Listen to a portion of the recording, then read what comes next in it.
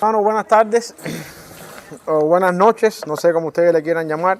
Nos vamos a orar y estamos en la página 90-91, comenzando el Evangelio de Juan, que es la unidad 6, hablando un poquito ya del último Evangelio.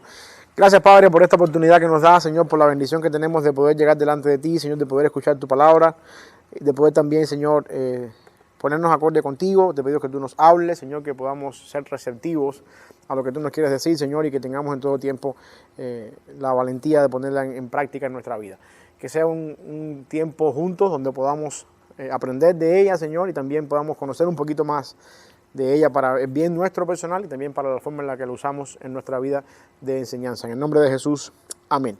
Bueno, el Evangelio de Juan, estamos hablando ya del cuarto Evangelio, a menos la cuarta versión del Evangelio, porque hay un solo Evangelio, que es el Evangelio de Jesucristo, interpretado en 4 versiones o en cuatro maneras diferentes de ver. Juan es el último que escribe cronológicamente hablando, y toda la literatura de Juan, que se conoce como la literatura juanina, que es de Juan, es que compone, por supuesto, el libro del Evangelio de Juan, las cartas de Juan y el Apocalipsis, fue escrito bien tarde. Juan es el último de los discípulos de Jesús que queda en vivo, el último que muere de todos ellos, y al mismo tiempo, por una razón u otra, escribe ya tarde, finalizando el primer siglo. De hecho, se cree que sea por los 90, el Evangelio se cree que fue escrito entre el 85 y el 95, y después también el Apocalipsis y sus 3 cartas, es que conforman gran parte del Nuevo Testamento también, y son importantes en cuanto a su teología. La característica singular que tiene Juan, a diferencia de los 3 que hemos visto ya, es que Juan escribe, y de hecho por eso es que no es sinóptico, porque no sigue la misma sinopsis que los demás evangelios. Juan escribe después del año 70, 85-95, y es importante que ustedes marquen esa fecha en el 70 como algo crucial en la vida religiosa del pueblo de Israel. En el año 70, después que Jesús muere, se cree que Jesús muere sobre el 33, más o menos aproximadamente, unos 40 años después de la muerte de Jesús, en el año 70, el emperador Roma, Tito, invade Jerusalén y destruye el templo donde Jesús caminó, donde Jesús discutió con los fariseos, donde miró las mesas de los cambistas, destruye el templo y lleva una revuelta en la ciudad, acaba con la ciudad. De ahí para acá, más nunca ha habido un templo en Israel. Lo único que queda ahí es el famoso muro de las lamentaciones, donde la gente va a Jerusalén y se ponen a llorar contra el muro.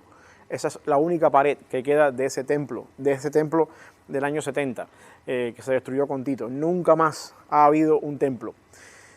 ¿Qué dice eso? Eso tiene una significación teológica muy grande para la fe cristiana. ¿Por qué razón? Porque si el mismo Juan, que escribe después del año 70, en el capítulo 1 de su Evangelio, ustedes van ahí a Juan capítulo 1, van a encontrar específicamente en el versículo 14, después que Juan habla un poco acerca de que en el principio era el verbo era con Dios y nos introduce un poco la idea del verbo, del logos, en el versículo 14 dice, y aquel verbo fue hecho carne y habitó entre nosotros. La palabra habitó es crucial aquí, porque Juan estaba hablando acá, usando en el griego, no hay la mejor transliteración que se usa en el español para la palabra esa en griego, que es la palabra skeneo. Ustedes, yo sé que no les importa mucho el término griego, pero de todas maneras se lo voy a decir. Es skeneo, que significa hacer tienda de campaña. De ahí viene, en griego, la tienda de campaña es skene, y cuando se lleva eso, ese sustantivo a hacerlo un verbo, la idea literalmente es, el verbo se hizo carne e hizo su tienda de campaña entre nosotros. Habitar es el concepto ahí, o acampó entre nosotros, o levantó su tienda entre nosotros. Uno se pregunta, ¿de dónde viene esa idea?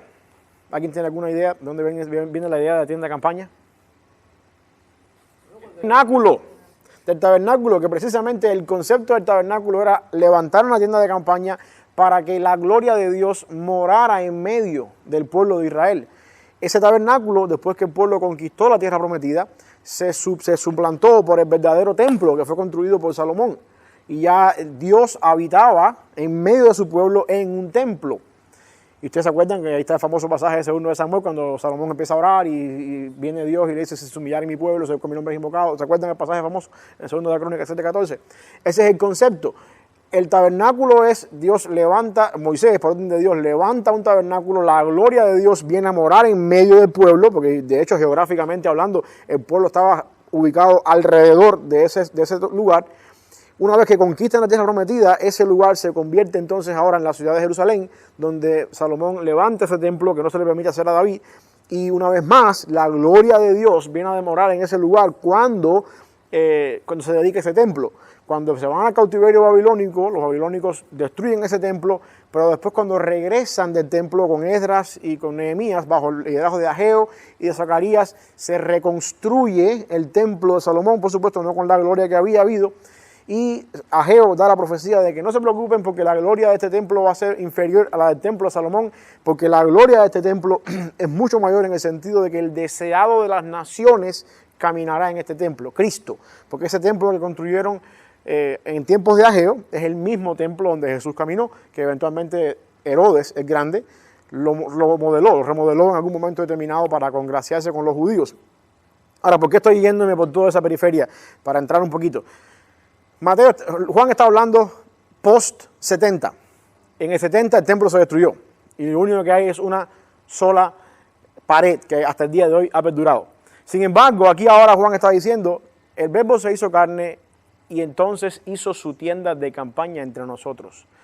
Lo que está haciendo Juan en su teología es dejándonos saber que, a diferencia del judaísmo, donde el centro religioso, el centro de religión estaba ubicado en el templo, porque ahí eran los sacrificios, ahí era que se hacían todas las actividades que tienen que ver con la adoración, Juan está diciendo, ahora Cristo mora en nosotros. Nosotros somos el templo del Espíritu Santo. Pablo toma eso cuando habla acerca del problema del pecado sexual. El que peca contra su cuerpo, contra sí mismo peca, porque uno es templo del Espíritu Santo. La idea entonces está en que el templo de Jerusalén ya pasó, es parte del antiguo pacto, es parte de la ley mosaica, es parte de la sombra de lo que Jesucristo venía a cumplir. Y el concepto teológico de Juan post 70 es, no necesitamos un templo donde sea el centro de la adoración y el centro de la religión judía, porque nosotros somos el templo.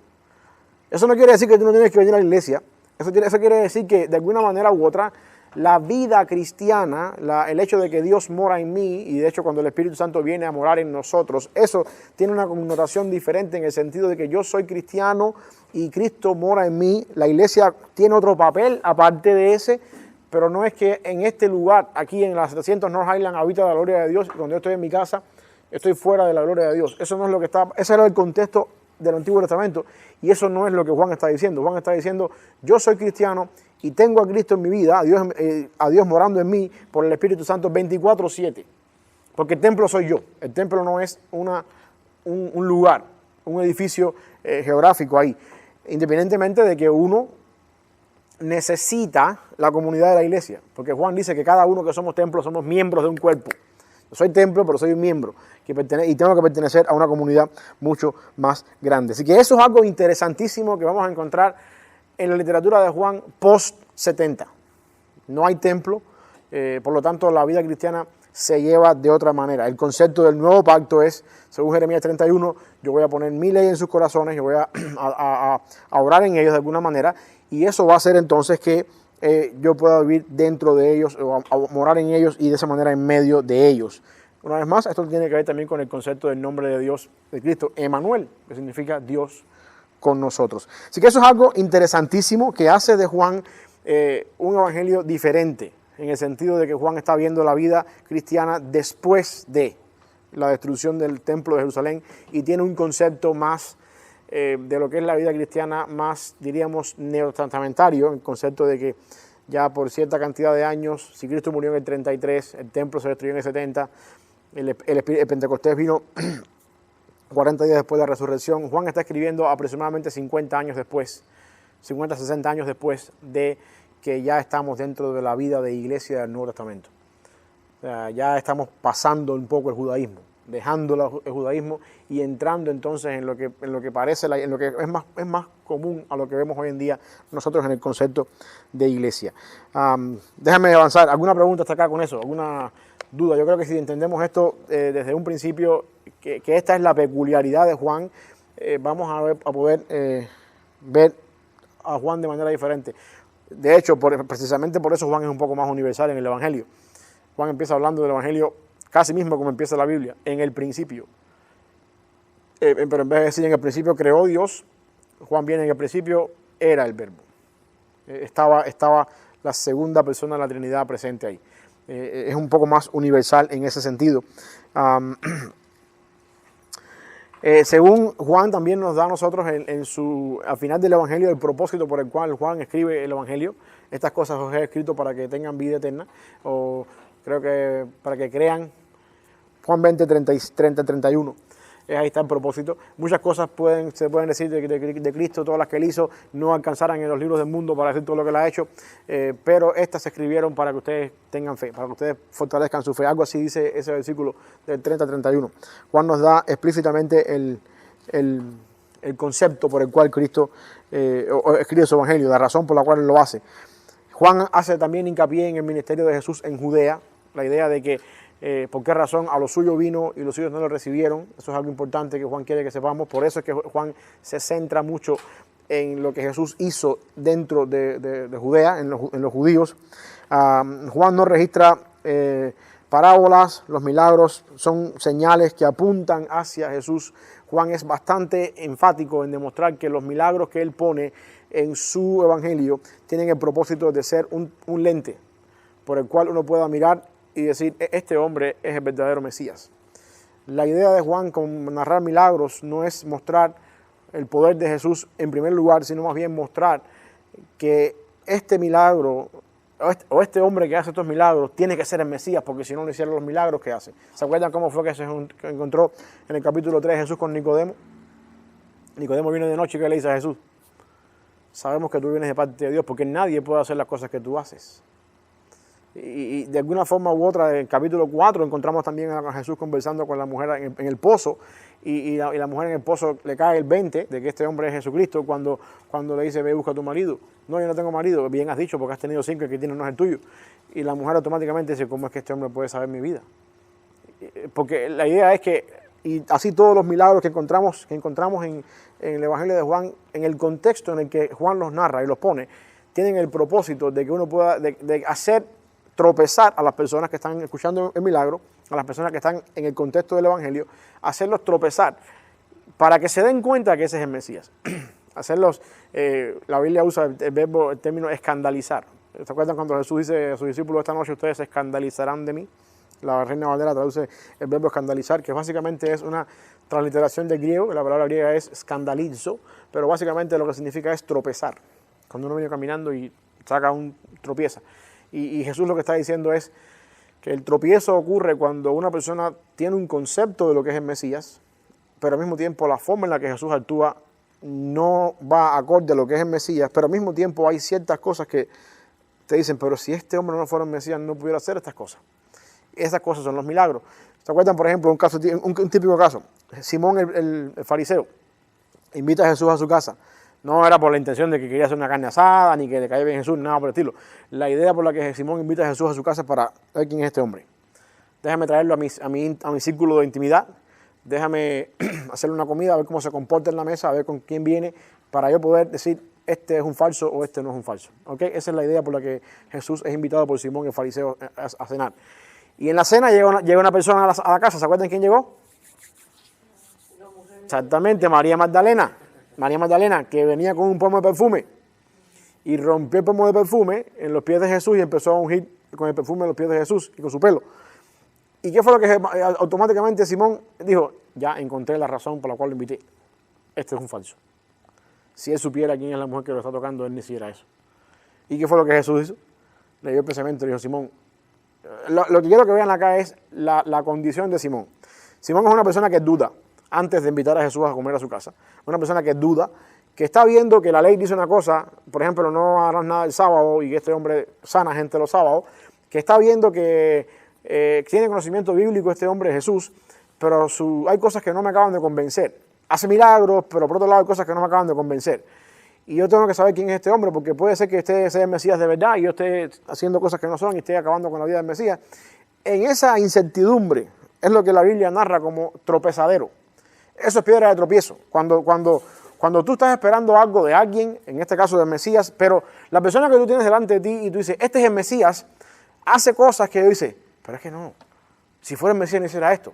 Y de pronto te quedas así, dices, pero, ok, hace esto malo, pero ¿quién puede abrir los ojos a un ciego? Y te pone en esa incertidumbre. Eso es el piedra de tropiezo. Y así mismo fue como también Nicodemo vino de noche a Jesús.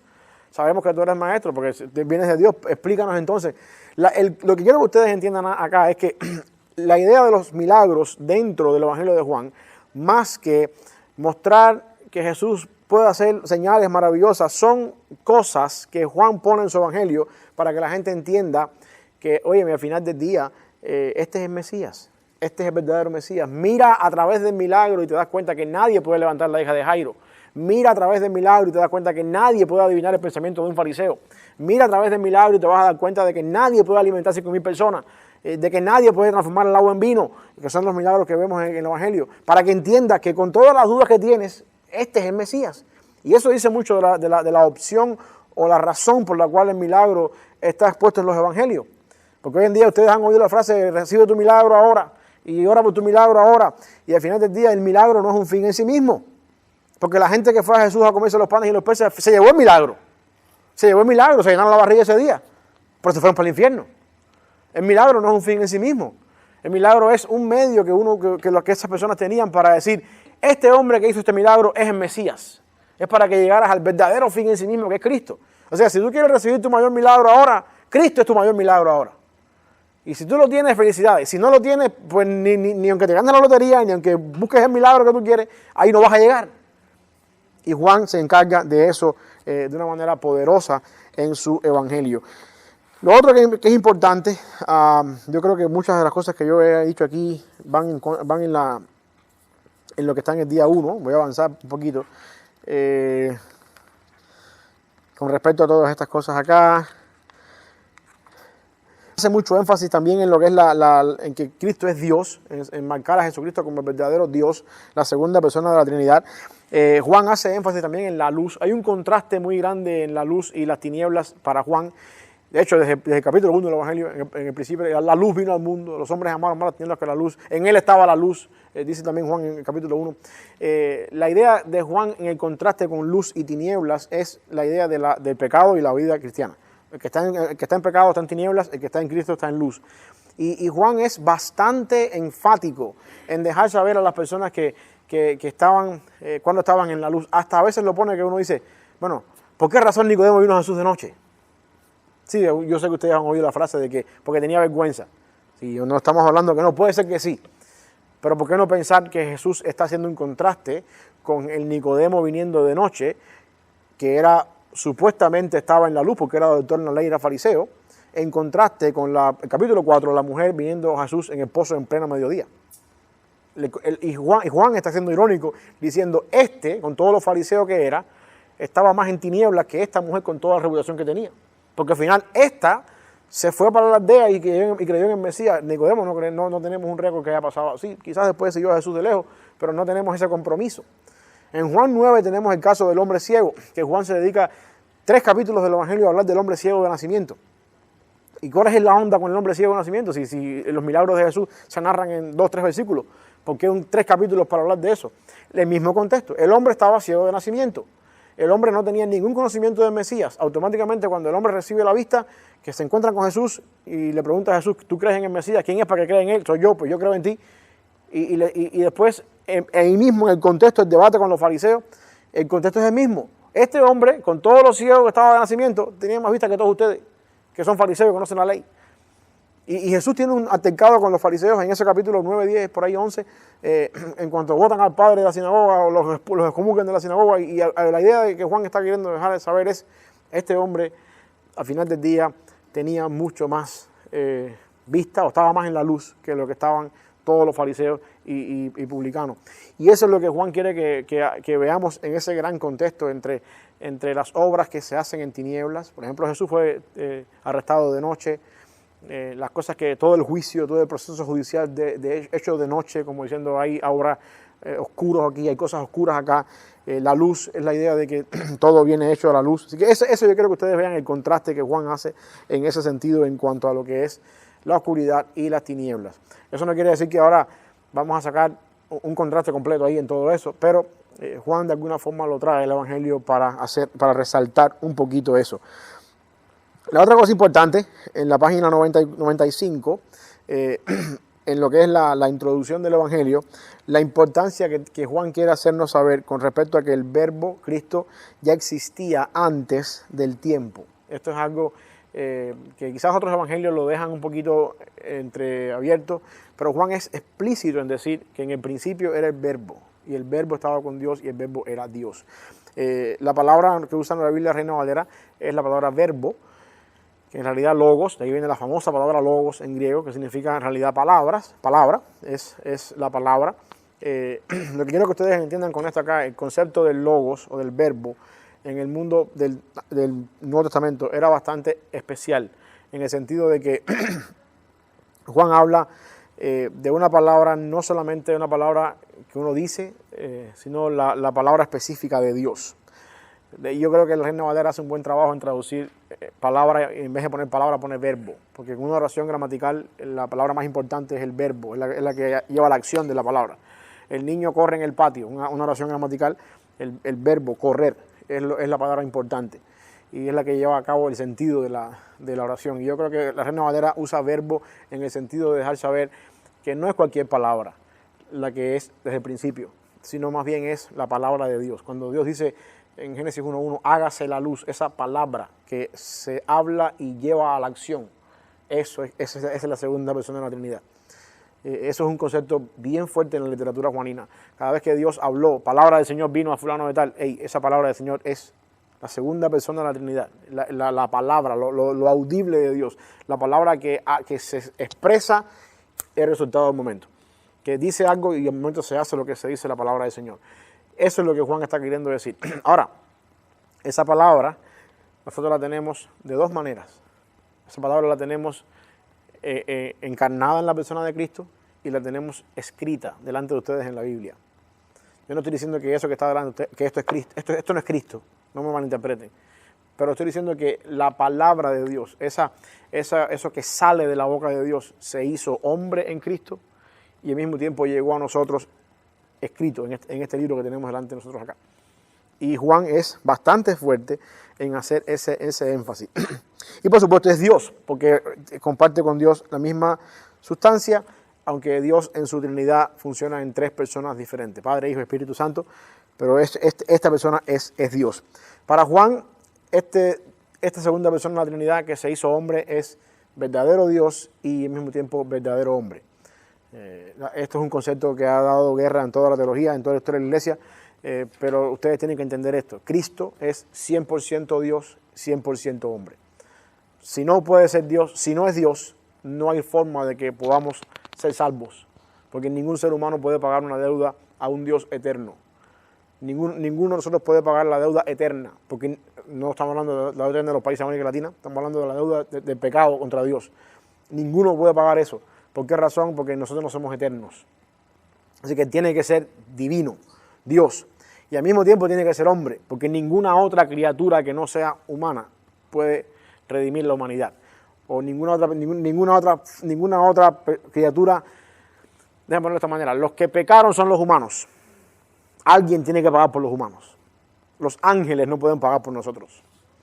O sea, alguien tiene que hacerse hombre para pagar por nosotros, porque la raza humana no puede. Así que ahí está la idea de las dos cosas. Tiene que ser Dios, tiene que ser 100% hombre. Juan habla también de que esta palabra mostró su gloria. Tiene que ver con en el versículo 18 del capítulo 1, tiene que ver con el monte de la transfiguración. Para Juan y para Pedro, que estaban allí, esto es un evento crucial e importantísimo. Pedro también lo menciona después en sus cartas, y Juan también lo dice acá. Vimos su gloria, llena de gracia y de verdad. Juan vio a Cristo en la transfiguración, en toda su gloria, en todo su esplendor. Después también lo volvió a ver en el Apocalipsis, cuando escribió Apocalipsis, pero hasta este momento que está escribiendo el Evangelio, narra eso. Vimos su gloria, pudimos verlo.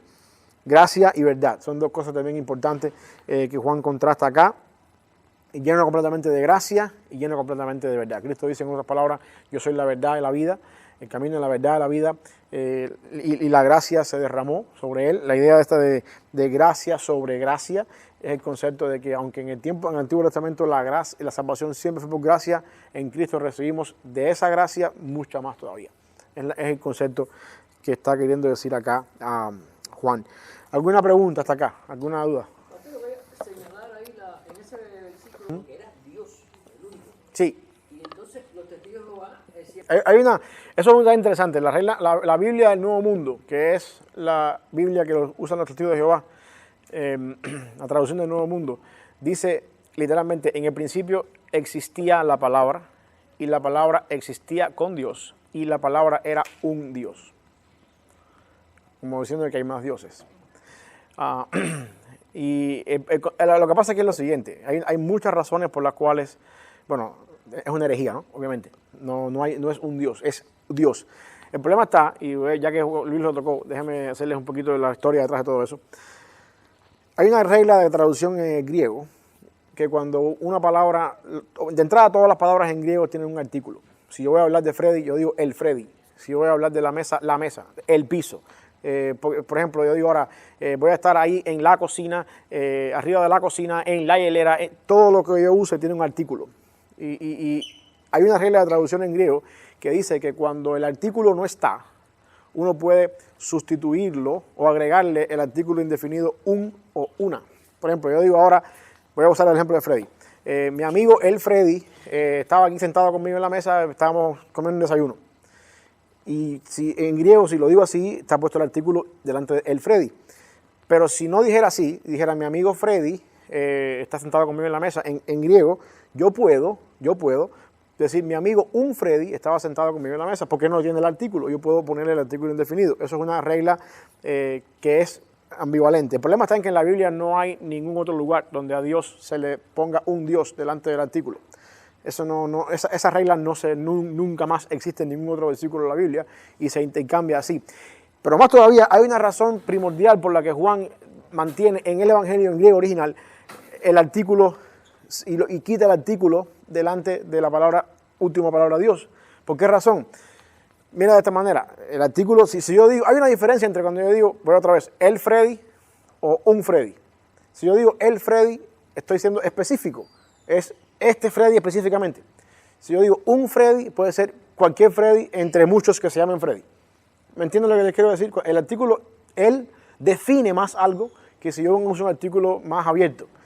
Juan intencionalmente no pone el artículo delante de, en el principio era el verbo era con Dios, el verbo era Dios. Juan intencionalmente no pone el artículo delante de ese último Dios por una razón gramatical en el versículo. Porque si el versículo diría de esta manera, que de hecho el versículo en griego dice, en el principio era el verbo, y el verbo estaba con Dios, y Dios era el verbo. Así es como dice en original, no dice y el verbo era Dios, dice y Dios era el verbo. ¿Ok? Está al revés. Pero es igual, porque al final de la jornada, gramaticalmente hablando, el verbo ser, tú puedes decir el verbo era Dios o Dios era el verbo y no cambia porque en realidad el verbo ser es un verbo transitivo. No entremos ahí ahora. Vamos a suponer que Juan pone el artículo. Diría de esta manera, en el principio era el verbo y el verbo era con Dios y el Dios era el verbo. ¿Qué problema hay ahí? ¿Qué problema hay ahí si fuera así? De verlo, en el principio era el verbo y el verbo era con Dios y el Dios era el verbo. Es igual, si yo digo, en el principio era el verbo y el verbo era con Dios y el verbo era el Dios, ¿cuál es la diferencia? ¿Cuál es el problema con ese? ¿No se dan cuenta? ¿No la ven? Estoy dejando fuera el Espíritu Santo. Dejando fuera el Espíritu Santo. Porque entonces estoy diciendo que si Dios, el Dios, el Padre, era el verbo, ellos dos son uno, estoy dejando fuera el Espíritu Santo. Ahora, si yo digo, en el principio era el verbo, y el verbo era con Dios, y Dios, sin el artículo, en su totalidad, era el verbo, estoy abriendo la puerta para decir, los tres comparten la misma naturaleza. Hay un problema trinitario cuando los testigos, cuando la Biblia, por lo que Juan no pone ese artículo ahí. Los testigos de Jehová que saben de griego nada, llegan ahí y dicen, entonces, en el principio era el verbo era con Dios, y como no tiene el artículo, vamos a ponerle y Dios era, y el verbo era un Dios. Y entonces tú preguntas, bueno, ven acá, pero tú estás siendo politeísta. Tenemos más de un Dios. ¿Qué significa esto? Se van a agarrar de un versículo que está en Juan, si no me equivoco, capítulo 13, por ahí más o menos, 13, 14 por ahí, cuando Cristo habla con los fariseos y le dice a los fariseos, en su ley dice dioses sois, hablando de los profetas. Y dice, bueno, ahí se apoya a eso, que son dioses. Y al final, mis hermanos, la traducción de que en el principio en el verbo era un Dios, eso es una herejía. Una herejía porque a los testigos de Jehová no le conviene en su cristología decir que el verbo era Dios. Porque para los testigos de Jehová el verbo es el arcángel Miguel, un ser creado. Y por lo tanto, desde el momento que tú dices, en el principio era el verbo era con Dios y el verbo era Dios, tumbaste por completo todo tipo de teología que hable de que Cristo fue creado. Entonces, por salvar un poco ese concepto que tienen ellos arriano, no me pregunten qué cosa es eso porque no hay tiempo para eso ahora, de que Dios fue el que en un principio creó al Hijo y que Cristo es un ser creado y no es el verdadero Dios. Para mantener esa herejía, justificamos entonces que en el principio era el verbo era un Dios. Para decir que era un Dios porque no hay más Dios que Dios. Elevamos un poco la persona de Cristo, pero no al nivel de Dios y quizás un poquito más elevado que los seres humanos.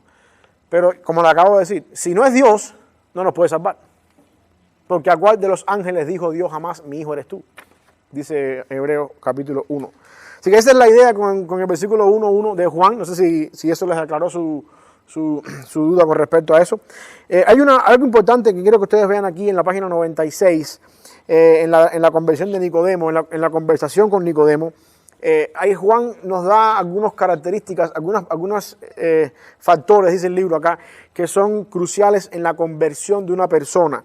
En esa conversación, Juan habla de tres cosas. La obra del Espíritu Santo, que funciona en la persona, que trae arrepentimiento y fe. Dos cosas importantes que yo creo que ustedes noten acá. Juan lo dice, lo deja entrever en la conversación con Nicodemo, con Jesús. Lo que es el Espíritu, uno no sabe dónde, es como, no sabe dónde, como el aire, no sabe dónde viene, para dónde va. El Espíritu es el que obra ese deseo de creer en la vida de la persona, y al mismo tiempo el Espíritu es el que lleva a la persona al arrepentimiento y al creer. Pero Juan dijo eso también en el capítulo 1, versículo 12. A todos los que le recibieron, a los que creen en su nombre, ahí está, recibir y creer, Él les dio autoridad, potestad de llamarse hijos de Dios. El arrepentimiento es un factor importante en la conversión. Si no hay arrepentimiento, no hay conversión. Entiendan bien eso. Y esa es una de las razones por las que cuando nosotros compartimos el Evangelio, tenemos que hacer énfasis en el arrepentimiento de la persona. Porque si no, entonces convertimos el Evangelio en un juguete más. Convertimos la salvación y la vida eterna en algo más. Aparte de todo lo que tengo yo, que soy un borracho, soy un alcohólico, ando con mis mujeres por ahí. ¿Quieres ser salvo? ¿Quieres ir a la vida eterna? Sí, ¿por qué no? Yo quiero un seguro de vida más. Y sin embargo, el Evangelio tiene que empezar con un arrepentimiento. Y eso es parte de lo que nosotros tenemos que predicar en cuanto a lo que es el Evangelio. ¿Alguna pregunta? ¿Comentario? ¿Duda? ¿Rosa? Me queda poco tiempo. Sí, me queda poco tiempo, pero también quiero que ustedes puedan ir... Okay, en el día 3 hay algunas cosas que son únicas en el Evangelio de Juan. Por ejemplo, vemos que el Espíritu dice que vino después que Jesús fue glorificado. Eso es algo que es único. Vemos también el caso de la mujer adúltera, que es un caso bastante discutido, Juan capítulo 8. Hay algunas personas que no creen que esto esté en el original. Los manuscritos más antiguos no traen la historia de la mujer en ese capítulo 8. Algunos la traen al final del Evangelio, otros la traen en otra parte del Evangelio. O sea, lo que quiero decir no es que no fue, sino que no estaba, para algunas personas no está originalmente en ese lugar. No es el capítulo 8, es el capítulo 20 o el capítulo 7, no sé, otro capítulo. Así que pero es único. Ningún otro evangelio habla del caso de la mujer adúltera que estaba Jesús escribiendo en el suelo. Eso es algo único ahí. Jesús no la condenó, es importante que las personas dicen, bueno, Jesús siendo el que podía condenar, no condenó. Eso no quiere decir que Jesús pasa por alto el pecado. Eso quiere decir que Jesús se da la autoridad de no condenar porque unos años después Él va a pagar por eso en la cruz. Okay. Así que en ningún momento el no condenar a la mujer es una amenaza para la justicia divina. Dios es un Dios justo que demanda en todo tiempo que su justicia se lleve a cabo en el pecado de la raza humana. Y Dios puede darse el lujo de pasar por alto el pecado de la raza humana, como dice Romanos 3:25, porque en su plan redentor Él tiene un momento determinado en la historia en que alguien va a pagar por ese pecado. Así que eso es algo que ustedes entiendan aquí. Hay algunas personas que hablan también acerca de la idea de que Jesús ama al pecador, odia al pecado. Ahí está también, uno tiene que tener en cuenta eso. Esto es un tema un poco difícil de tratar muchas veces. Dios es amor, de alguna manera el amor de Dios se manifestó en que Él envió a su Hijo al mundo. Y en ese sentido nosotros tenemos que de alguna forma ser proactivos en traer personas al arrepentimiento, en el concepto de que las personas necesitan de Cristo en ese sentido, pero nosotros no podemos amar lo que las personas hacen. Y es una línea muy fina, especialmente hoy en día con esto del LGBTQ, homofobia y ese sentido. Nosotros no odiamos a nadie, bueno, espero que sea el caso con ustedes, que no odien a nadie, pero tampoco aprobamos ese estilo de vida. Y eso no significa que yo estoy siendo homofóbico, eso significa de que yo no apruebo otro estilo de vida. Y que yo creo que la solución de tu vida no está en ese estilo de vida. Y que tú necesitas a Cristo para cambiar. Pero yo no te odio, nada por el estilo, ni tampoco... Digo esto, hermano, porque ustedes se acuerdan hace unos años atrás, antes del COVID hubo un tiroteo en un club gay en Orlando, Florida. Y yo vi un pastor en la televisión, en YouTube, pararse a decir que eso fue un juicio de Dios porque esa gente todos eran homosexuales. Bueno, hay que tener cuidado con lo que uno dice. Hay que tener cuidado. Hay gente que se paran a hablar y abren la boca hasta que tienen que decir algo. Y todo lo que han hablado ha sido basura. No es así. No es así. No todo lo que sucede en el mundo es porque Dios está cobrando cuentas a nadie. Hay veces que el mal pasa porque hay juicio de Dios, es verdad, pero no siempre es así. No siempre es así y uno tiene que tener cuidado cuando se expresa de esa manera un poquito. O sea, Dios, dice la Biblia en Juan 3:16, porque de tal manera amó Dios. Ese verbo amar está en pasado. El amor de Dios se manifestó, se hizo presente, se hizo persona en Cristo. Ahí está el amor de Dios. Proveyó el medio. Y ahora lo que pasa es que para que todo aquel que en Él cree, una vez que uno cree en Cristo, entonces es que uno sale de eso. Pero el amor de Dios se manifestó en que su Hijo vino. Eso es algo interesante. La conversión es un caso, la conversión en el ser humano es un caso único y es un caso personal. La experiencia de conversión de cada persona es independiente. Y yo soy de los que creo que a menos que sea un caso dramático, en el sentido de que me estaba un accidente y de momento, no sé, me estaban con la pistola en la frente ahí, ya me iban a matar y de momento miré al cielo, Señor, ten piedad de mí, y de ahí para acá empecé a creer. A menos que sea un caso dramático, uno puede decir, aquí fue el momento. Pero por lo general, la mayoría de los cristianos, al menos en mi caso, y conozco muchas personas así, y en el mundo de la teología se ve también así, la conversión es un proceso. Tú vienes a Cristo un día, alguien te explicó algo, entendiste algo hoy, oraste para recibir a Cristo en tu corazón, mañana volviste a pecar, te fuiste al mundial por ahí otra vez, viniste otra vez y poco a poco llegaste al punto donde dijiste, hey, yo soy una nueva persona, yo soy una nueva criatura. Hay un proceso. Y yo, ustedes, creo que esto yo lo he comentado con ustedes otras veces. Esa es la idea en cómo lo ilustra John Bunyan en El Progreso del Peregrino. Cristiano, que es el personaje principal, llega por la puerta estrecha, que es la salvación, es salvo y se toma un tiempo en llegar a la cruz, donde se da cuenta de que en realidad es salvo. Ahora, volviendo al tema ese, es un proceso, es lo que quiero que ustedes vean acá en eso, es un proceso, uno es salvo en un momento puntual en la vida, y yo creo que Dios te limpió ahí mismo, pero tú llegas a darte cuenta de eso eventualmente después y empiezas a tener esa seguridad después. Es un proceso. El único requisito bíblico que uno tiene para la salvación es básicamente creer, arrepentirse, y lo único que vemos en la Biblia de una genuina conversión es básicamente cuando hay fruto. Es la única manera que yo puedo saber si la persona es salva o no, y yo no tengo que saberlo, eso lo sabe Dios, pero la única manera de saber cuándo una persona es salva o no es fruto de arrepentimiento. De hecho, Juan el Bautista predicó así: arrepiéntanse y den frutos de arrepentimiento, hagan obras dignas de arrepentimiento. Esas otras cosas, justo, yo soy un poco escéptico en ese sentido. Yo sé que a veces yo peco del lado acá. Yo soy un poco escéptico en ese sentido. A mí, que vomitó sangre, que tiró espuma por la boca, ok, está bien. Todo eso podemos... Si mañana, de aquí a 5 meses, tú sigues haciendo borracho en la cantina, ahí no hay nada. Ahí no hay nada. Entonces, cuando yo digo que es un proceso, yo prefiero, y ha pasado con personas aquí en la iglesia, viene a Cristo, no voy a decir nombres porque estamos en un lugar público, viene a Cristo con una actitud dramática.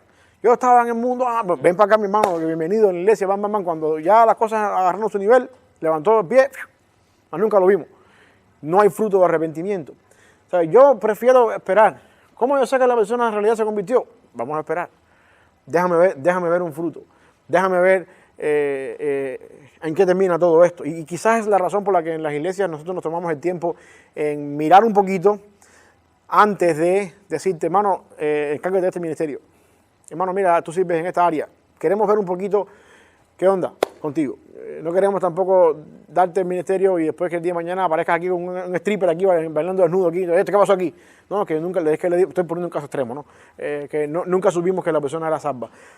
Yo soy de los que creo que la salvación es un proceso. Esas cosas no me convencen, es lo que quiero decir. Eso no me convence. Igual te digo, ahora estamos aquí y viene el hermano, vamos a orar, y aquel vomitó y tiró, y todo eso que ustedes ven, ok.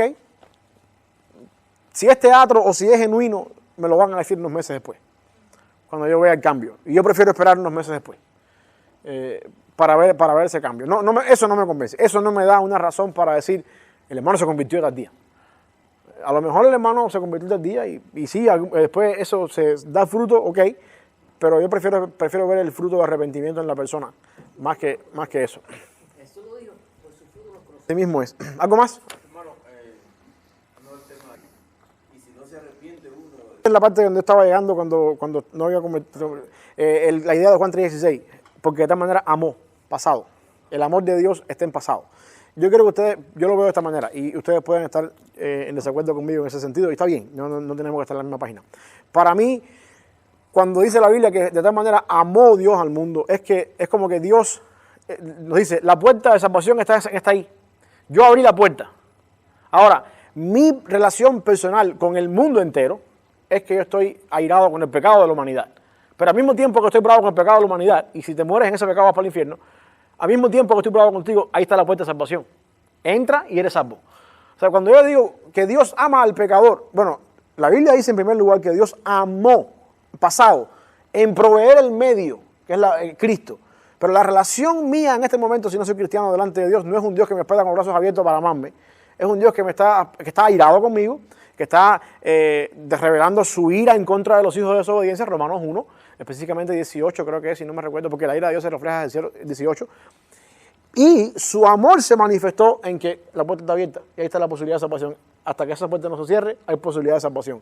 Ahora, eso no quiere decir, del lado acá que me paro del lado acá y digo, bueno, yo estoy del lado acá de la puerta, púdrense todos en el infierno. No, eso quiere decir que así mismo como yo entré por la puerta y ahora yo veo la vida del lado acá y entiendo lo que es estar del lado allá, porque ahí estuve yo también tengo que, vamos, aquí está la solución de los problemas. Y tu problema no está en que Dios es el Padre amoroso, porque a veces malinterpretamos un poquito la parábola del hijo pródigo. Tu problema no es que Dios es el Padre amoroso que te está esperando con los brazos abiertos. Tu problema es que si tú te mueres como estás, vas a estar en malas con Dios. Y la parábola del hijo pródigo, para mí, tiene un contexto judío, donde Jesús está hablando del Padre con relación a los hijos, de alguna forma los hijos en el contexto judío, personas que siempre estuvieron ahí, que se fueron pródigos y cuestiones así. Pero yo creo que el amor de Dios, porque de tal manera amó, pasado, en proveer una puerta, que envió a su hijo, que dio a su hijo, dio en medio de salvación, pero al mismo tiempo la humanidad que no conoce de Cristo está bajo la condenación de Dios y está, según Romanos 1:18, bajo la ira de Dios, y si se mueren en esa condición van para el infierno. Ahora, ¿Dios es amor? Sí, ahí está la puerta. No nos dejó en nuestra condición de pecado, siendo pecadores y habiéndonos perdido nosotros mismos, Él vino a buscarnos en la persona de Jesucristo. Ahí está el amor de Dios. Y ese amor sigue siendo presente porque todavía la puerta está abierta. ¿Ok? Eso así como yo no sé si... Juan, que no me han enseñado. Hay que tener cree, porque hay que tener cuidado con el universalismo. Hay que tener cuidado con el universalismo. La otra cosa importante es, porque ahora tú hablabas de eso, 1 Juan 4:8. El que no ama no conoce a Dios porque Dios es amor. Y ahí también abrimos la puerta para un amor universal. Juan está hablando en un contexto entre cristianos, porque dice, amados, hijitos. Si uno no ama a su hermano, que ha visto cómo va a amar a Dios. Está hablando entre hijitos, amados, hermanos. El contexto de Juan es, el que no ama no ha conocido a Dios. Tiene que ver un concepto dentro de uno que es cristiano. Yo soy cristiano y porque yo conozco a Dios, porque yo experimento el amor de Dios en mi vida todos los días, yo amo a mi hermano cristiano y también tengo la capacidad de amar al que está allá afuera, en Cristo. porque yo fui objeto del amor de Dios. Sé que hay que tener cuidado en ese sentido. Dios es amor en el sentido de que nosotros somos un reflejo de ese amor. Y porque Dios nos ama, y bueno, el mismo Juan, 1 Juan 3:16 creo que dice, en esto consiste el amor, no en que nosotros hayamos amado a Dios, sino en que Él nos amó primero. En otras palabras, yo puedo amar a mi hermano, al inconverso, porque Dios me amó primero. Y yo conozco el amor porque Él me amó. Así que esas son unas cositas que hay que tener en cuenta con respecto a eso ahí. También es importante porque es lo que decía, si no entramos en el universalismo, porque de tal manera amó Dios al mundo que ha dado a su Hijo unigénito y ahí cierra el paraguas. El amor de Dios fue para todo el mundo, en dar. Nadie puede decir mañana, a mí Dios nunca me amó. No, Dios mandó a Jesucristo por amor a ti.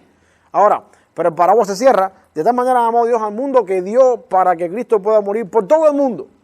Pero al final, para que todo aquel que en Él cree no se pierda. O sea, los que no se pierden son los que creen en Él. Porque si no, entonces todo el mundo se salva. Y eso no es lo que dice la Biblia. La Biblia eso es lo que se llama universalismo, que la salvación es universal. Que a la gente no le gusta escuchar. Que hay un precio y ese precio es la obediencia. Y el arrepentimiento, que es una característica genuina de esto acá. ¿Qué más? Hay un momento que siempre recuerdo. Exactamente. Cuando el ser humano se da cuenta de eso, Déjame explicar eso. Betel, haciendo el caso de Jacob, que huyó y llegó a Betel, y Betel significa casa de Dios, porque Belén es casa de pan. Casa de Dios, y Peniel significa la presencia de Dios. En otras palabras, y son dos episodios en la vida de Jacob.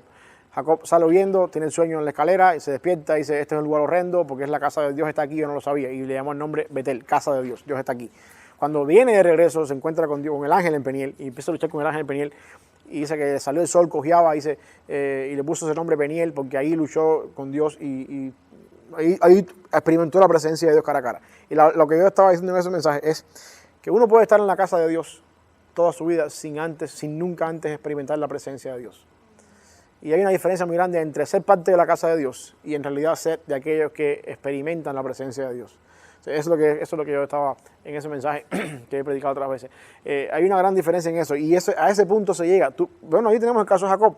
Jacob le tomaron 7 años por Lea, 7 años por Raquel, 17 después por el ganado, 14, 21 años desde que conoció a Dios en Betel. 21 años para darse cuenta de que Dios es un Dios real y conocerlo en su realidad al regreso después otra vez.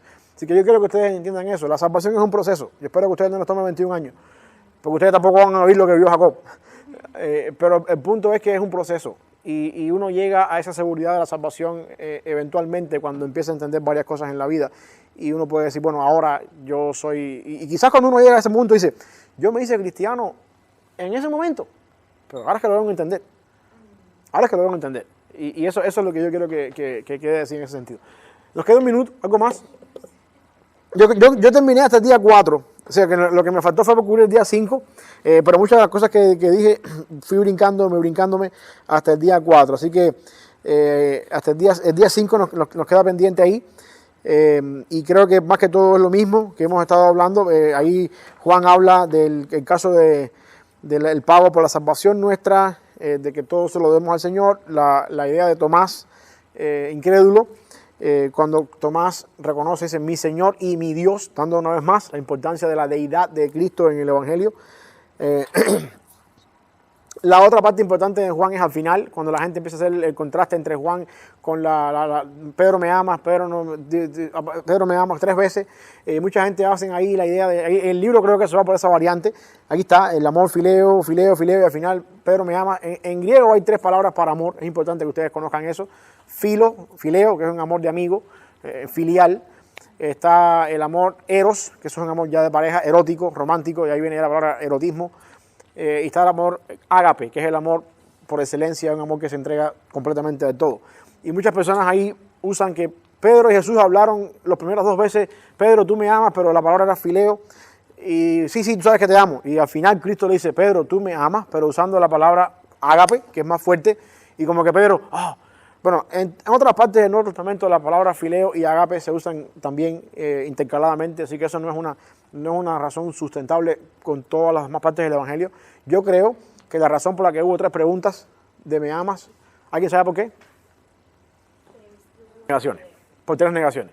3 preguntas por 3 negaciones. De alguna manera haciendo el contraste de que me amas, me negaste. Me amas, me negaste, me amas. Y Juan tiene que narrar esta idea de que Pedro fue restaurado por el Señor. Apacienta mis ovejas, por el simple hecho de que hay que tener en cuenta que al final Pedro sí se arrepintió de todo eso. Y sí es parte de los 12. Así que eso es lo que yo creo con respecto a eso ahí. No sé si tienen alguna otra pregunta final o duda.